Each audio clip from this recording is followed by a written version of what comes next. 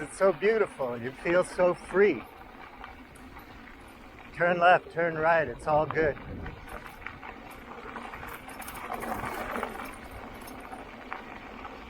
Yeah, so they're talking about all these various superstructures, you know, and hyper agents, hypernormal stimuli. You can look all that up. Basically, you got your influencers. Everybody's an influencer nowadays. Holy cow. See, I want to go up to the top of that hill. I really do.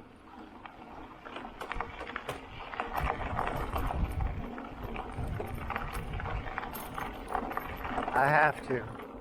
I don't know if that dirt road gets me out of here. Probably not.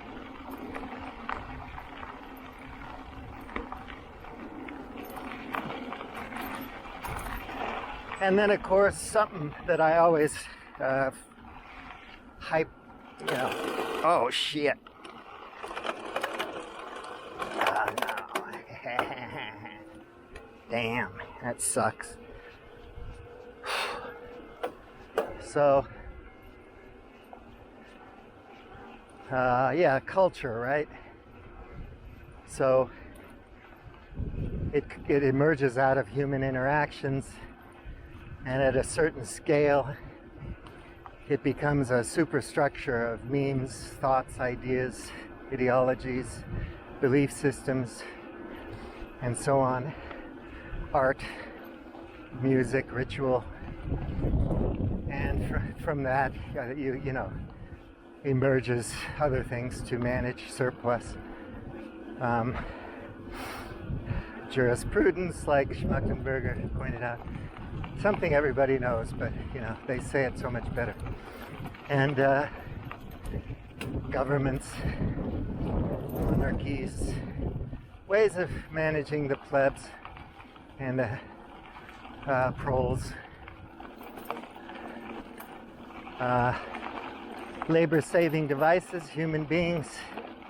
Soon that's going to be AI and machines, right? So we got to figure out a way to value human life, because if we liquefy everything, if we turn it all into digital shite, then what do we become? We make shoes just for fun, for our friends and neighbors. There's really not much for us to do except make content. I'm gonna make content for the rest of eternity for my friends who are making content for their friends, like a big pyramid scheme, like a huge multi-level content machine. 5 people watch my video and then 5 of their friends. We're all, in the future, everyone will be viral for 5 minutes. No, that's wrong. In the future, everyone will have a viral video, or post, or TikTok.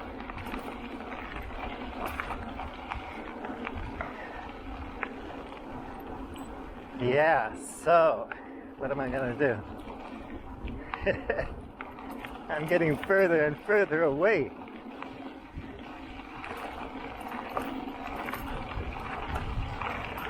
And we take all of these, whoa, get out of the road.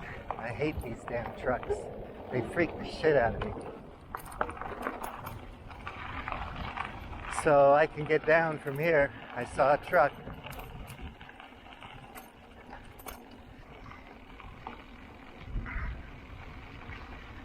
So most of us just take for granted that all these things exist, right? Oh yeah, there's police. There's state and local government. There's road builders, bridge builders, engineers, dirty jobs, lawyers, judges, clerks, bankers, financial systems, all of it, right?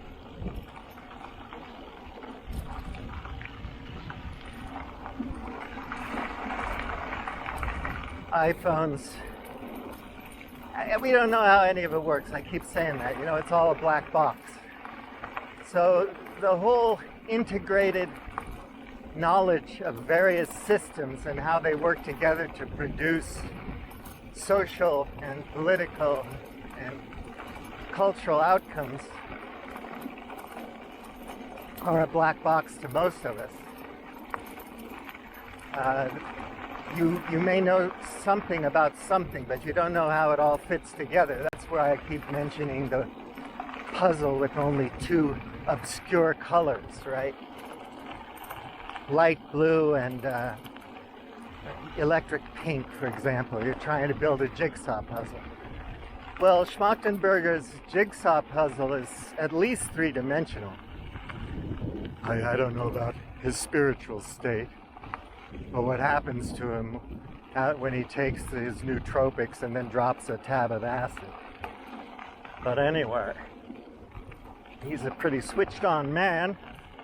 Who knows? There may be a fourth and fifth dimension to his thing. Oh boy, I don't know what to do. Do I stay along this dirt road or go down that thing? It looks like that's a quarry, so I'm gonna go down here. So he sees on many dimensions, you know, second, third order effects and externalities and how things fit together and what's required to get things done and to do things and who's in control of it, what the players are doing, these hyper agents or super agents or whatever you want to call them. And they're in control because they want to be in control. I've talked about that. You know, I thought about these things before I knew who these people were. Doesn't make me smart. Just makes me one of many who cares about this shit. But anyway. So these players, you know, they have to have the genetic and the experiential makeup to make them sociopathic enough to want to have all this power and influence. And you have to kind of be trained for it, and then you have to practice it. So yeah, if you're going to be a mixed martial artist, you know, you have to learn a lot of skills, and then you have to practice them with a lot of different people, hone those skills so you can get good at it. And then, boy, this is going to be a tough one getting back. So if you're going to put in all that work, right? And, you know, energy allows you to do work. So you're going to have to finance your training, and you're going to have to compete so that you can get more financing and backing, sponsorship for more training, so you can be more competitive, sell more stuff. Like I was saying earlier, you got these think tanks and whatnot that are just, you know, making product to suit an agent's desired outcomes.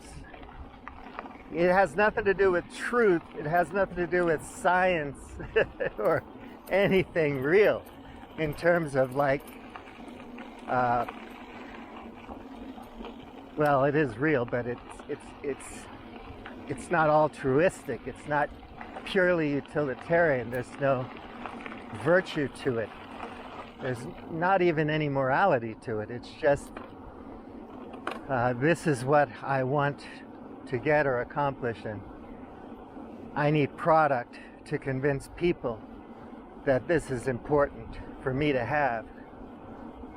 And so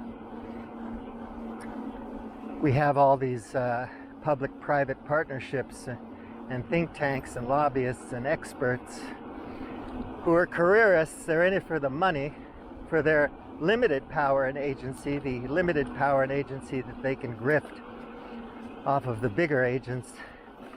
Like, imagine if you had a bright idea 15 years ago and said, man, I'll never be really super rich, so I'm gonna find a business that caters to the uber rich. And that'll make me quite a bit of money. And I'll have more agency and power than most people I know. A lot of bragging rights. Whoa, fucking beautiful. God damn. Everywhere I look is just gorgeous. So, I should put the camera on my helmet. Yeah, so the question is, when I get down, what part of the world am I going to be in? Jesus. Holy cow. It's time to cycle without juice. Yeah, so it's all relative. In my neighborhood, I stick out. I got bigger pectoral muscles. I have a nicer car than most. My wife's hot.